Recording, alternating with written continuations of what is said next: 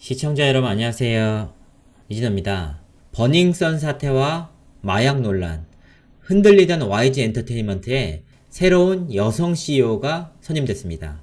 많이들 아다시피 승리의 버닝썬 사태와 BI의 카톡 논란이 연달아 터지면서 양현석 회장과 양민석 대표이사가 물러나고 경영지원팀 전무였던 황보경 씨가 새롭게 대표 자리에 앉았습니다. YG 엔터테인먼트의 대표가 바뀐 것은 1996년 현기획 설립 이후 23년 만에 처음으로 있는 일입니다. 황보경 신임 대표이사는 어려운 시기에 막중한 책임과 사명감을 느낀다면서 YG가 한 단계 도약하기 위한 기본을 바로 세우겠다 이렇게 밝혔는데요. 많은 분들이 아시겠지만 SM, JYP, 빅히트, FNC, 플레디스까지 대한민국 가요계를 대표하는 가요기획사의 대표들은 모두 남성들이었는데요. 물론 이 사진들 가운데 실권자인 여성분들은 분명히 있었지만 3대 기획사 가운데서는 최초로 여성 CEO가 탄생에 관심이 집중되고 있습니다. 이 황보경 대표가 위기의 YG를 구해내고 가요계에 어떤 영향을 미칠지 관심이 쏠리고 있는데요. 성과도 성과겠지만 저는 먼저 그녀의 정체가 너무나도 궁금했습니다.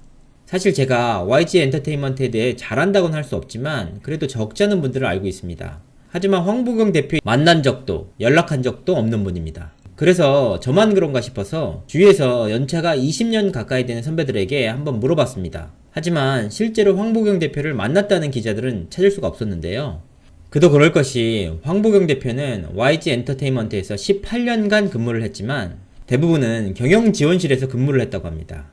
회계학과 출신으로 YG의 주요 살림과 경영 지원을 담당했던 인물이라고 하는데요. YG에서 상근 이사로 재직하긴 했지만 경영 지원실 자체가 외부 사람들과 만날 기회가 많지 않은 편입니다. 하지만 확실한 것 한 가지는 양현석 대표가 전폭적으로 신뢰하는 인물이라는 겁니다. 그 증거 중에 하나가 스톡옵션인데요.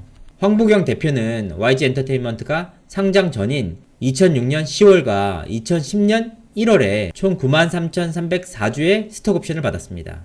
그는 2015년 이 가운데 일부를 처분하면서 무려 20억 원에 가까운 시세 차익을 받는데요. 또한 YG 엔터테인먼트는 2015년 황보경 이사에게 16억 400만 원을 보수로 지급했다라고 공시한 바 있습니다.